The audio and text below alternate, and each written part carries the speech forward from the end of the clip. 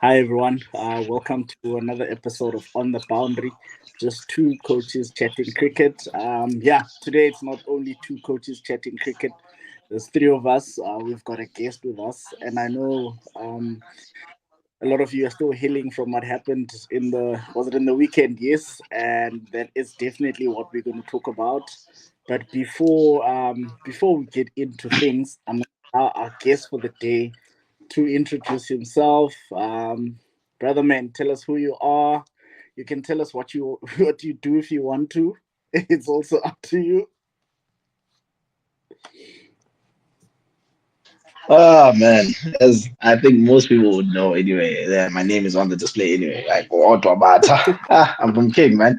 It's been a while. It's been a while since we actually had a purely focused cricket talk. And Loops, yeah, it's been a while since we actually spoke about this. But I haven't really coached the cricket side since I left interview all those years ago, coaching those ladies. It's been different, man. It's been different. Right now, I work within a sports betting company, which is Betway. Everybody should be familiar with that. But I keep my touch. Coming up as a commentator with CSA and the whole pitch vision market of that. It's been a fantastic experience, honestly. I'm not gonna lie, because I mean, commentating the game that I love, it's just brilliant, man. It's just brilliant.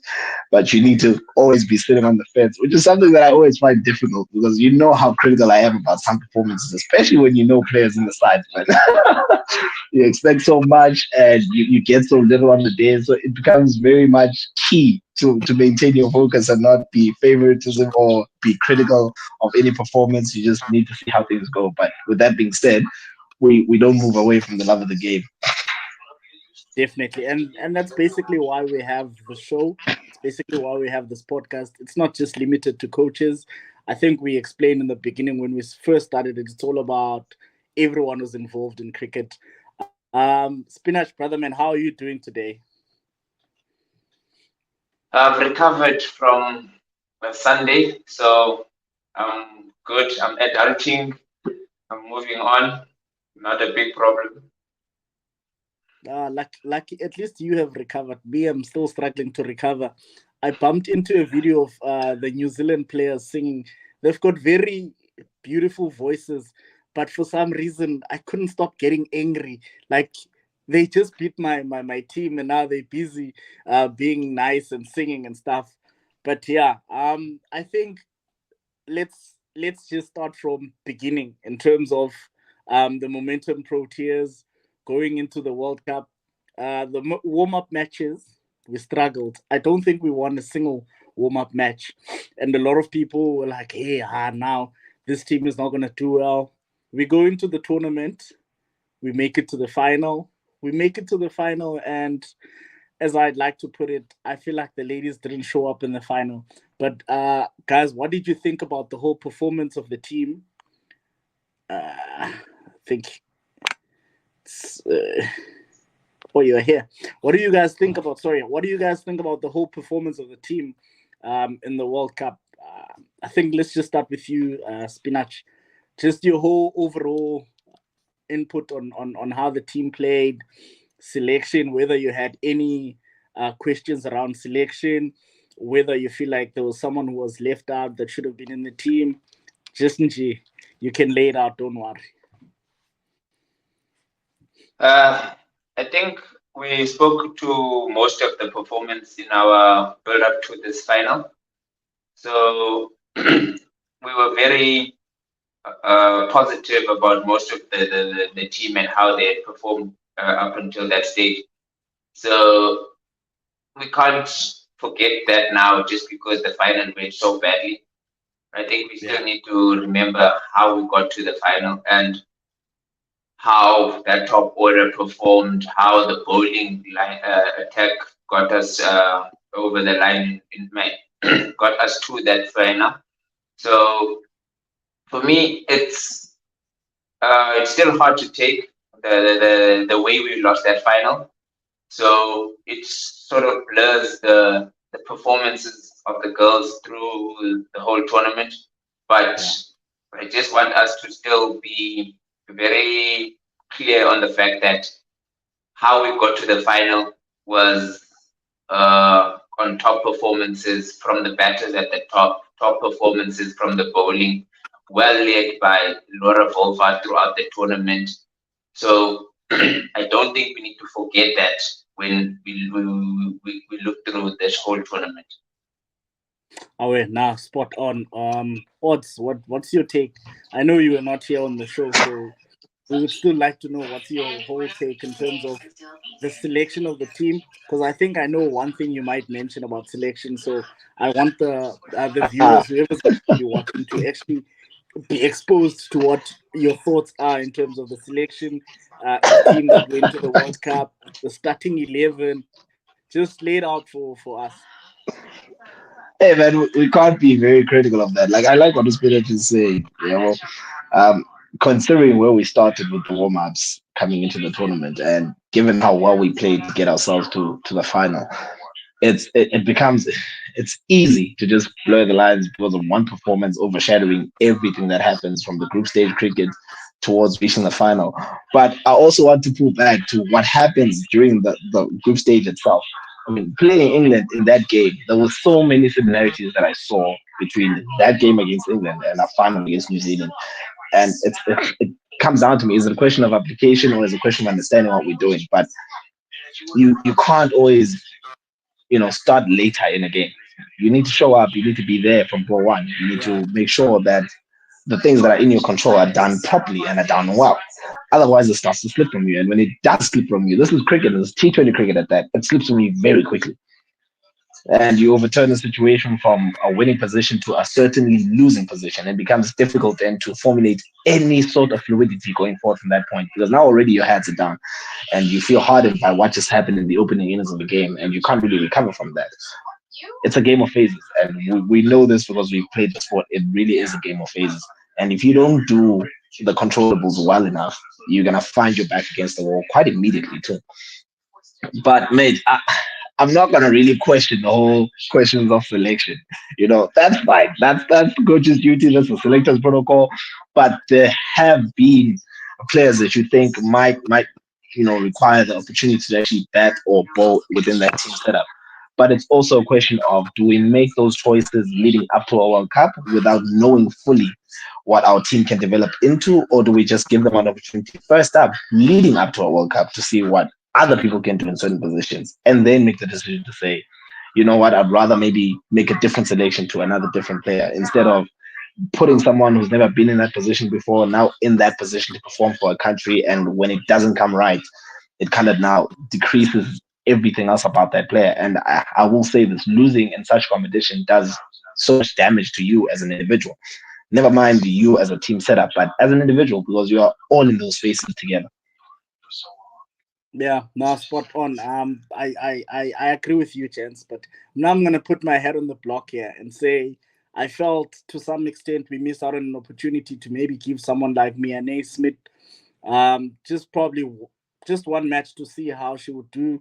I mean, Sune Luz, there were no hardly any runs coming from her, even though she was hardly required to bat most of the time in the tournament, which is not her fault. It's basically our top three was doing well. Even with the ball, I felt at times we didn't necessarily need her with the ball. But I think the other biggest talking point for us is the makeup of our top three. I think Apu and I had a chat about this. You've got the skipper Laura opening with Futez. You've got Annika coming at three, and the two other people in that top three have been, I don't know whether to say accused of scoring too slow at times. They've been accused of not of maybe putting too much pressure on Laura, and I don't know. I've heard a few people saying, according to them, even in the final, it might have been that case. Tasman, I think she scored 17 of 18. You look at those 18 balls, had she came out maybe attacking, things maybe might have been different. I know it's all in hindsight, but that's why we are there. And that's why we have those conversations. Most of them are always going to be based in hindsight. What are your thoughts on that, guys? We'll start with Api. What do you think about that? That top three? Yes, we spoke about it, but now I want us to speak about it in terms of the context of the final. Do you think maybe Tez could have done something differently? Uh, I want to say yes, but having watched the game, it felt like they as Audra said, they didn't arrive and had, Yeah. because it didn't look like she wasn't trying, but it looked like she couldn't because of some sort of, I do not know, slight lack of intensity. It felt like they were starting on the back foot. It felt like they had not arrived for that final. I know it's a term we like to use, not arrive, but it felt like they weren't there yet. And They were still at the hotel. once they started playing, it was a little late in both innings actually, because they allowed New Zealand to get in while they were fielding, and then with the bat, as you said, that 17, 18 balls by Taz felt like she was trying, but things just weren't working, and it just didn't click for them. So having that, and when Annika also came in, it felt like she wanted to carry on from the semi-final innings and didn't get into her innings more organically just for that game, starting afresh and making my going on. So it's small things, and right now it's easy for you to go extra hard. I want to, but I feel like I, I I'm not ready to go as hard as I should.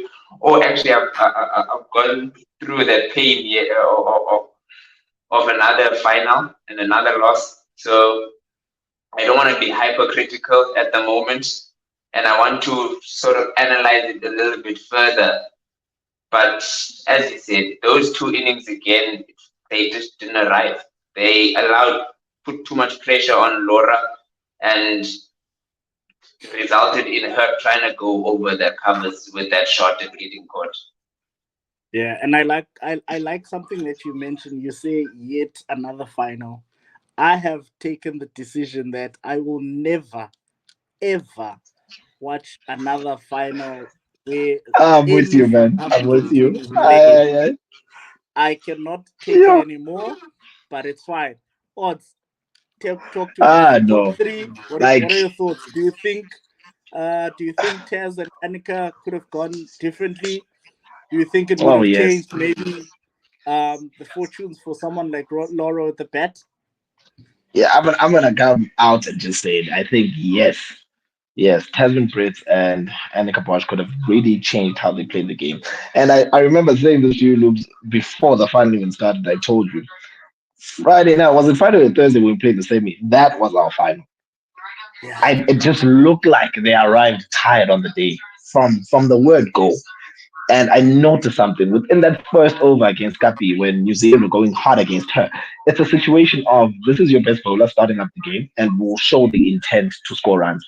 I feel like that's exactly what we lacked. When you look at the 18 balls that Obris faces in that power play, you see how fluid Laura was in getting the boundaries, and you see how Tasman Bruce was just trying too hard to make simple decisions. Sometimes you don't have to smash the ball everywhere. You just need to time it well enough. And you need to Yeah. be in a position to play a proper shot. We talk about the importance of playing proper cricket shots, and it's a power play. Your opportunity to score runs is there, but you need to So have that fluidity. You need to have that fluidity.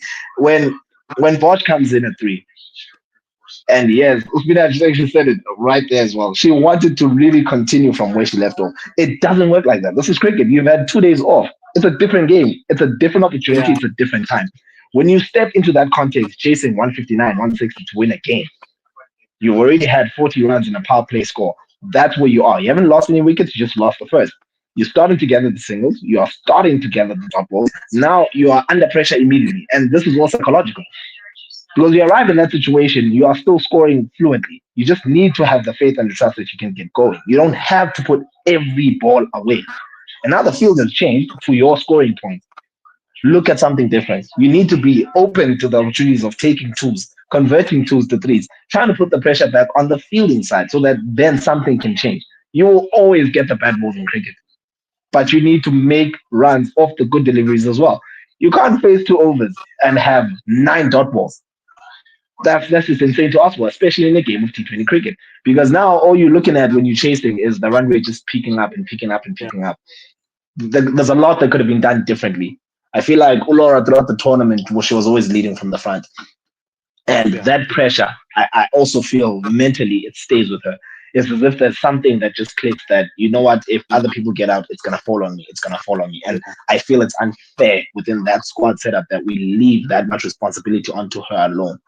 We are very critical when it comes to the men's game, but we somehow fall soft on the ladies. I don't understand why that is, because you Yeah. need to play and you need to show up and play your cricket. It's your brand of cricket. We lost that game in the last 5 overs of the bowling innings. I guarantee this. And I even posted this on my status. I was like, that's where we lost the game. When that whole Yeah. momentum shifted, because we had them under the pump at 101, was it 103 for four, I believe, after 14, 15 overs. And we came to that option, and I thought, we're in the game here. We might actually streak them up to maybe 130, 135 at best. But we went on and were dispatched for 48. It's like all our bowling lines just went all over the place because now all of a sudden we're looking at players who are batting with intent. And I feel that's one thing that Brits really lacked, even in the semi-final, in the games before that, in the game against England. I'll always use that as the reference because I think that's where it started. There was absolutely no intent when a team puts us under pressure. We absolutely lose our way, and we just fold. I was actually telling some of my batters last week. There's a saying, I don't remember where I heard it, but it says the difference between a good batter and an average batter, a good batter and a great batter. Uh, the ability to score runs of good balls. And that is what makes the difference between a good batter and a great batter. And another point that's in hindsight, a lot of people have been highlighting it. To be honest, at first, I didn't think it was something that plays that much of a role. If the team knows what they're doing, the Proteas had been winning. They had won all their matches batting second, if not most of them. Going into the final, we win the toss, we choose to chase. A lot of people, that's a decision that a lot of people didn't seem to agree with. I want to hear what your thoughts are, Jens. Do you think maybe things would have gone differently had we batted first? For me personally, I don't think it would have played much of a difference. This is something that most of us have been saying. I feel like the team didn't show up on the day. Maybe they were still exhausted from that fantastic semi final against the Australians. I love the intensity. I love how they came out guns blazing, and maybe there was still maybe an extra day of rest could have made a massive difference.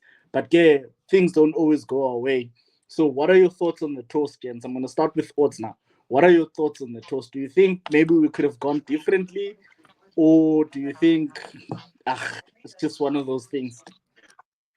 It's a 50-50 loops. And honestly, I think on the day, and correct me if I'm wrong, but throughout that whole tournament, New Zealand was by far the best bowling unit. Throughout every Yeah, game that you've seen, you see how they control the situation, you see how they control the game, and they never once really put themselves under pressure. And they were dominant in the power play, taking wickets up front and taking wickets early. So it was always that. But having won that toss and sticking to the situation of chasing, you know that's your strength and you know you're really good at that. I feel Laura bats well when she's looking at a target, and she really does. She bats absolutely crazily well when she's looking at a target. So that was not a bad decision for me. I just think we just lacked that bit of intensity, yeah, especially bowling first. If you win the toss and you decide to bowl, you need to show up from that first over. You need to make sure that the batsmen understand that we are here to play. And I think the difference between the semi-final and that final is because nobody, absolutely no one gave us a chance against Australia. Hell, I was yeah, one of those people. I absolutely gave us zero chance against Australia because we know how dominant they are as a side. But we showed up from the first ball, the decisions on field, the change in field, the fielding positions, everything was intact. And from the first over, we were guns blazing and we were all over it. That's the yeah, intensity that we lacked against New Zealand. And I somehow think maybe it plays on your mind that you're playing a team that's not as great and it's a team that you always know that you comfortably beat, but it's a final, it's a different game. So you need to yeah. actually absolutely show up. And that's where we missed it. We just missed the intensity. Nothing I could do with the toss. Win the toss, ball first, absolutely fine decision because you know you can bat. But we just lacked the intensity. Spinash, your thoughts on the toss? Nothing to add from what Odo is saying, honestly, because I feel, as Odo had already said, we let that first inning drift. And there's something that we had done in that Australia game where it drifted. Even that Australia game, it's drifted, but it felt like we were always in control. And even we even spoke about it in our last show. That moment where Lava comes in a little later and helps us control even the end of that Australian innings. In this case, against New Zealand, it felt like it kept drifting, but drifting away from us, allowing Amelia Kerr to get in and keep going. That Brooke Holiday innings just kept taking that game away from us. It didn't feel like it was going away very fast, but as those last 2 overs came about, the game just kept getting further and further away, and a 135 turned into a 158. And that was a really tough score to chase on that pitch against that bowling lineup.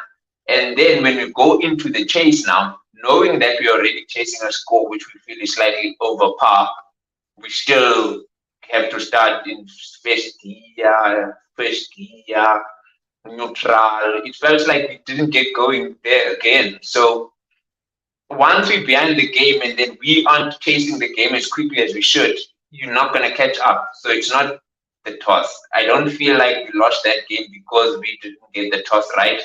We were chasing really well throughout the tournament, and that was the right decision. Changing the way we play just because it's a final would have been the totally South African thing to do. Now we're changing the toss. You want to go and bat first just because it's a final. And then if we choke that way, we go back to South Africa. We don't know what to do when it's finals. So it's catch-22. I don't think the toss is to blame here. It's the fact that they stayed in the hotel rooms too long and never came to the final. Okay, no, spot on. I'm also with you, Chance. I am 100% with you. I think the toss, yes, it does play a massive role in cricket. This is for someone who doesn't necessarily understand cricket. Yes, the toss does play a massive role in cricket. Conditions also, but in terms of how you just explained it, Spinach, I think you summed it up pretty nicely. Before we move on to day 1 and day 2 of the test match, I want to put you guys on the block, and please don't. I don't want anyone who's going to be hanging on the fence. 2 World Cups for the ladies, 2 consecutive World Cup for the ladies. We are going into the next World Cup, whenever it is. What changes are you making to the team, if there are any changes, and why? I think the one that stood out for me was where Dirksen actually bats. I think that's a major problem for me. It's a short format of the game. When you look at T20, you always structure your team in what you say the best possible scenario. So you'd have your openers up front. You'd have a solid number 3. That's always the way it goes. But 4, 5, 6, 7 going down that list, you can play around with that situation. I mean, if you have Sunelus coming in at 4 or at 5, and you have Dirksen coming in at 6 or 7, it's a bit of a question of intent for me. It just comes down to that.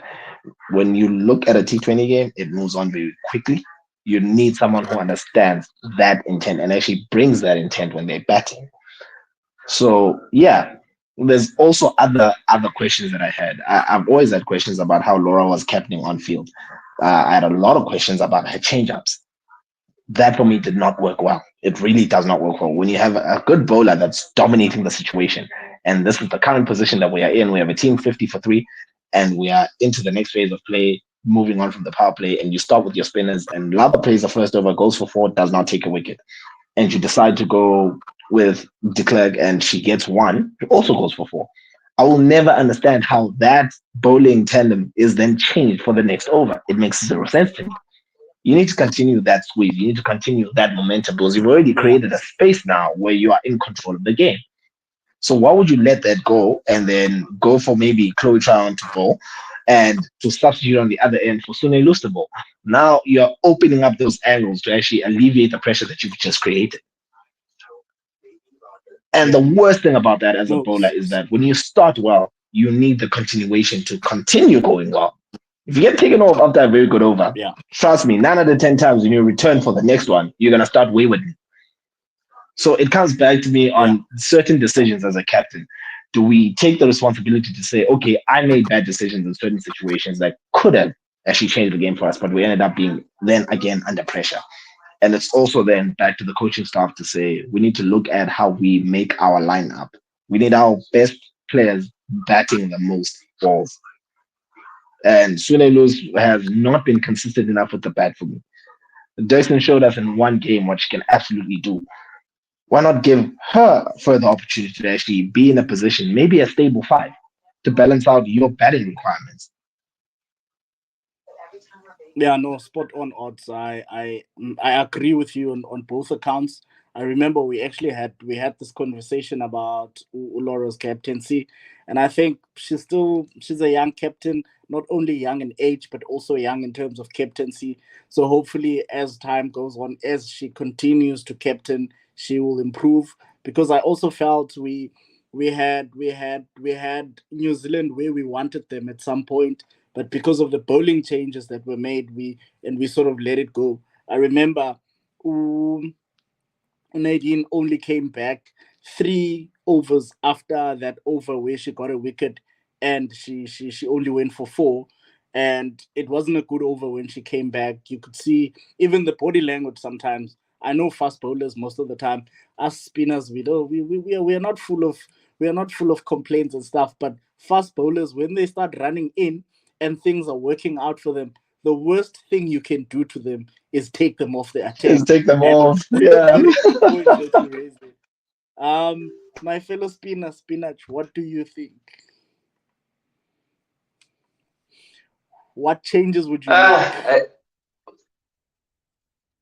I think we need to find a batting lineup that works for that team, because I do believe that we went through this tournament and underutilized someone like Chloe Tryon. She might have been slightly overutilized with the ball, as in she bowled a lot more than she should. I'm not saying she shouldn't bowl as much, but I still believe she was still supposed to be our most dangerous T20 batter. So going through that tournament and having her utilized, I think that was also one of the biggest criticism to the other two in the top three, being Taz and Annika, which you guys are eating up into a lot of balls while we still have Marizan Cup, while we still have Chloe Tryon later on in the innings. And we need to be utilizing these people as early as possible. So we really need to find a way where we can't have Cup not facing balls and Chloe Tryon not facing balls in a T20 game. Because I feel, along with Laura Volvat, those should be our main people in T20s. And then I like the fact that we Yeah, had Karabo at the World Cup, but I feel like going into the next cricket or the next cycle of cricket, we need to start getting more batters, more players into the team, and that's one exciting one I'd like to have a look at. Yes, there are other exciting players who are playing domestic here, but that's the one that's already close to the setup, and I think a few more games for her, and and let's see how she plays this game. yeah, no, spot on. For me, I think the changes I would make, to be honest, Tez would have to focus on one day cricket. Me, I think she's a bit similar to a Rassi van der Dussen when it comes to batting. I think she will boss OD one day cricket. That's where I would put her at the top, opening the batting, but also try and work around strike rotation. And I would have Mia Naismith coming in. She's a very classy batter. She scores quickly.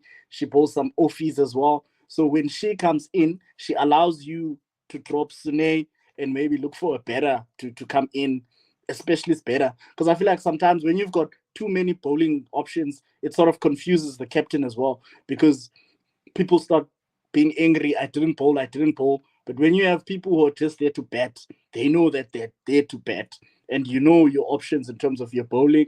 So for me, it's Miane should come in, and then I'll see whatever better I can bring in to see how they're gonna go about it. Because I think personally, I think we missed out an opportunity to try one of the youngsters that we took to the World Cup. If you look at England, they have a youngster in their top three, quality youngster, Capsy.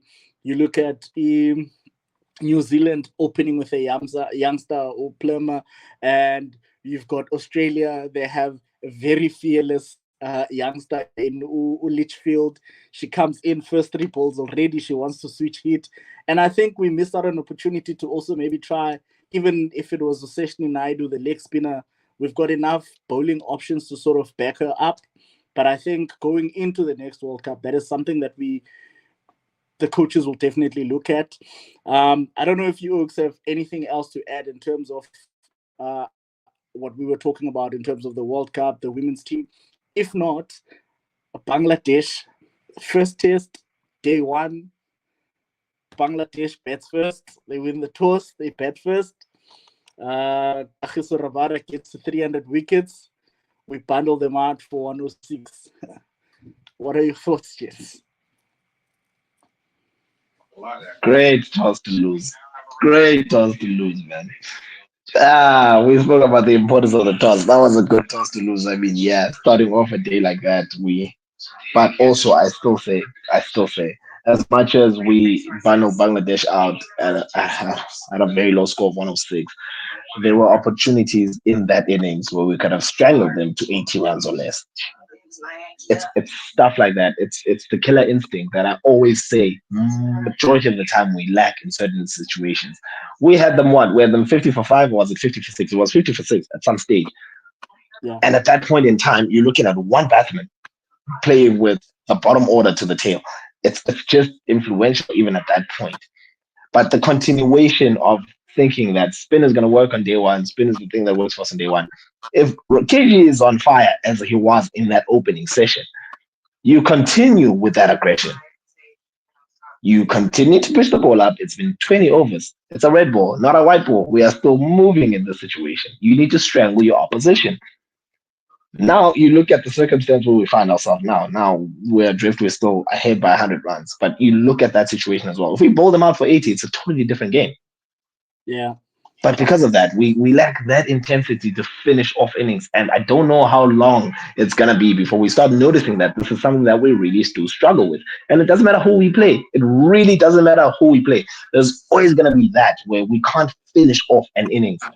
And we start well, we dominate the top order to the lower order, to the middle of this game. And everybody's back in the dugout. And then we struggle with the tail. And it's been this way for, I don't know, maybe 2 decades now at this point. Yeah. Forever since I've followed cricket, it's always been a problem for South Africa. Very long time. We can't finish off an innings. We cannot finish off an innings.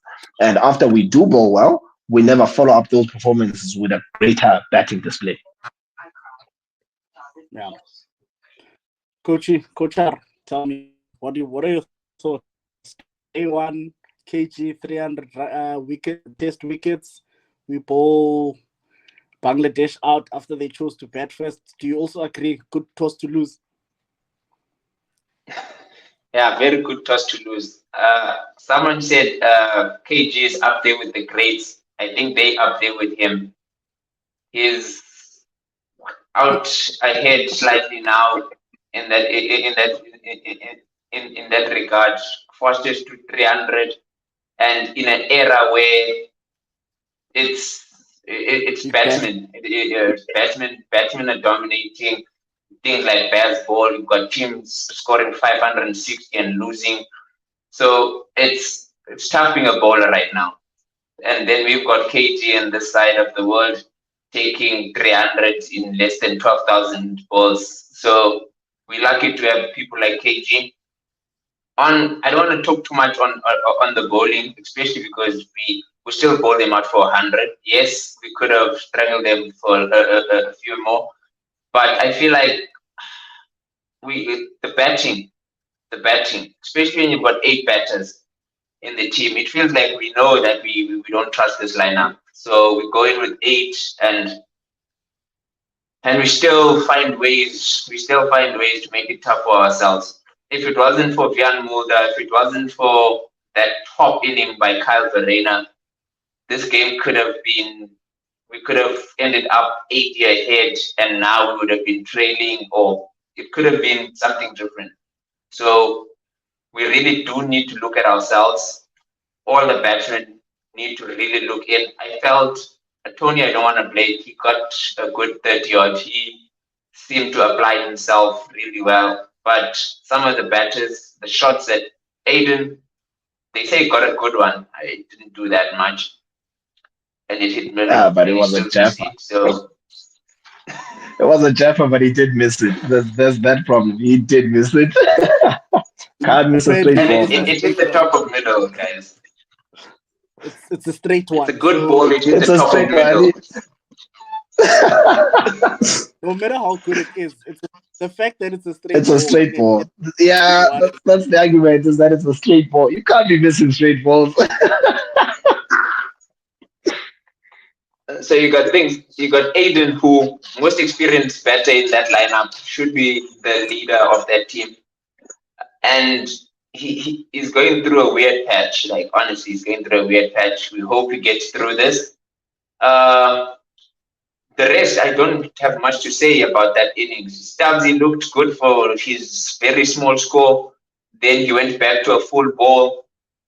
So it was a strange one. You feel like it should be more. We could have scored 400 on that pitch. Yes, it was a tough pitch, but what Kyle Verreynne and Jan Mulder showed is that you could bet on it. Yes, it was easy on day 2, but on day 1, the way we got out shows that we could have scored a few more. So if we had all gotten rippers from Tajul Islam had turned it past the edge and gotten the wickets that way, you'd feel like, okay, it's fine. We still got 300 and we're 200 ahead. But with 200 ahead, but still feel like we could have been more ahead. We could have been 300 ahead at the end of the day. Yeah, no, spot on. Ah, you're right, Spinach. You're right, man. Yeah, And you know that stuff's wicked. you know what I Really, think? man. I think after this test match, we actually need to be this team again and actually delve deeper into this test match.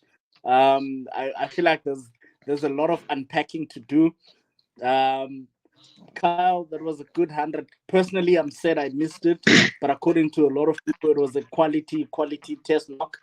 He was sweeping all over the place, and you know what they say: when in doubt, just Sweep, just sweep.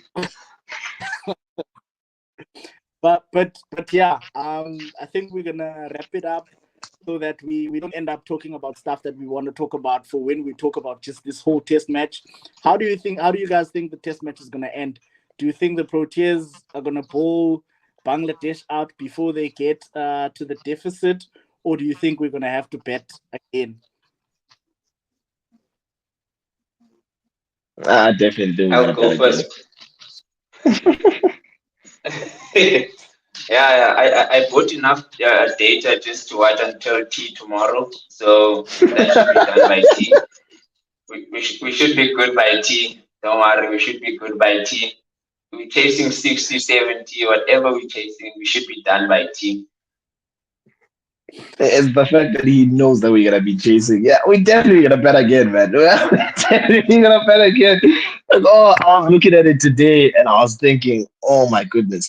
Because for me, it's the patches, it's the phases of play, and I hate how much I say this, especially when I watch Test cricket. But again, in the opening 5, we had them 9 for 2. In that moment, we are in full control of whatever situation is happening. And what's the next phase of that? We take KG off within less than 10 overs and we start to play spin.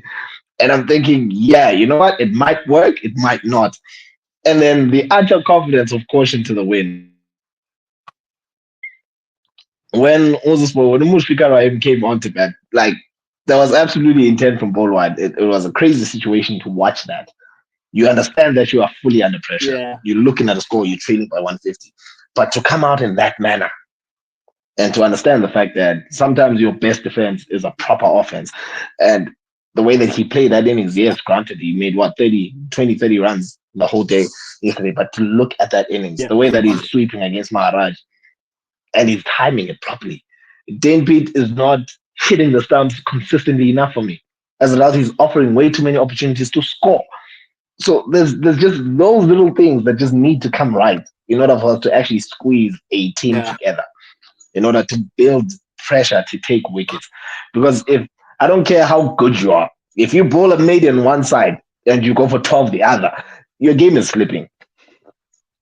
Yeah. I That's do true. not care where you come from, what country you play for. You can be the best bowler in the world. If Hazelwood on one end is bowling well and Nathan Lyon is leaking runs, Australia got to lose that game.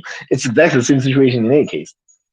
If Pete can't hold up one end, if Maharaj can't hold up one end, and KG is doing all the work, and Mulder is just accumulating dot balls but not creating pressure enough because he's bowling fluently outside of stump, you're not inviting that pressure. You're not forcing the situation on the batsman to play. It's a different game. Yeah. All of a sudden, they feel in control of the situation, even though they are well behind the game. And that's something that you don't want. It's 101 runs. You need to play with that. I think we'll be chasing 50 at best. Hopefully we won't be chasing a lot. But just to add in that Mushfiqur Rahim thing, I think he took a leaf out of Kyle Varaina's book. Look at me almost speaking this close. I feel like my English bundles are running out. He took a leaf out of Kyle Varaina's book. Because if you look at his strike rates, if you look at the strike rate of Kyle Varaina, you'll see that on this pitch, it's one of those pitches where you can't afford to be extra defensive. Just try and play your shots, and if it comes off the same way it came off for Kyle Verreynne. And if it doesn't come off, it doesn't come off. Because I think that's going to be the same thing with Mushfiqur as well. I think he's just told himself, you know what, I'm going to take it to them. I'm not just going to hang around. It's either I'm going to go out for 90 or 100 plus, or I'm just going to keep playing. But yeah, guys, I think, Mina, I don't know. I'm hoping we won't have to bet again, because apparently that pitch is going to get worse for bowling. And, we are struggling against slow left. We are struggling against slow left armers. Do you know how many slow left arm spinners we have in the country? We have in That's this what I'm country, going man. to leave for our next chat. Yeah. We need to chat about this. Almost every province has more than 10 slow left arm bowlers. Our professional scene has so many left arm spinners, but our Proteas are going to go to Bangladesh and struggle against a slow left arm spinner. Not a I new mean, spinner, a slow left a arm slow spinner. left arm. You even see it on Division 1, Division 2. That's the only form of spin that's there, bro. I don't Oh, understand. But yeah, I don't know if you guys have any closing statement before we call it a day. Yeah, before we Inash, go, want to say anything?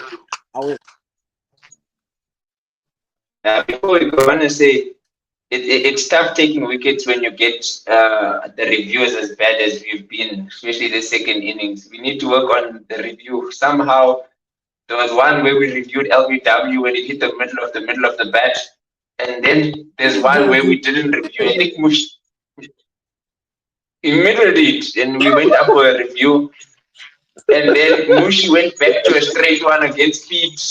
We don't review, so we need to work on that. If we pull this team out for less than 200. oh, that review on the bat. Oh my goodness. Oh wow. I don't know. I think there was a point. There was a point I paused the TV. I was like, "What am I looking at? I don't even get this." The sound it made was I don't know. And I'm thinking, I'm sitting. Markram was so close. I mean, everyone is around the bat. Gentlemen, come on. Someone has to make that decision to say, but I really believe that's coming straight off the bat. It hit nothing else. It can absolutely be nothing else. I was like, yo, how do we lose reviews so quickly in that short space amount of time? Because I looked at the number of overs that we already bowled, and you just see At that point, when we even appealed for Pete Bowling to, was it Mushiga? Yeah, it was before he actually reverse swept him for four. Because he tried a conventional sweep way outside of stump. It just looks uncomfortable. Misses the ball, it just kind of goes under the bat, hits his leg, and everybody goes up like, why? You can comfortably see all three stumps. Where the hell he's standing right now, you can see all of them are behind him. He's way outside the line. And where you, as a bowler, you know exactly where the ball is pitching, and you know where the contact is at. You are seeing this front on, and yet you are the one driving that volume that we need to actually have. Look, no, it's not even that close. But it's stuff like that. You need to get those small little things. You need to get them right. Because yeah, going back to a Yeah. full ball that hits you plumb in front of the stumps, and everybody appeals, but it's a decision that the ball is moving a lot, and we all decide, yeah, no, it's fine. We're not going to review that, and just goes to show it hit it between middle and leg. Come on, now that was a bad situation to not take a review in. And if you feel that strongly about the Always the appeal, small things. that's when you should be reviewing. It's always those small little things that you need to get right. Always those small little Always, man, details. always. It was a bit funny Oh, to see us doing a ball that was middle there. I laughed. I couldn't stop laughing. It was oh, dude, from the middle of the that made bat. my day. That made my day, man. Yo, I still went back to the highlights to see if I can find it. Like,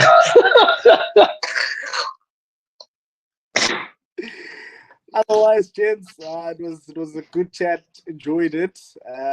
Hopefully, we'll see both of you when we wrap up the test match, regardless of the results.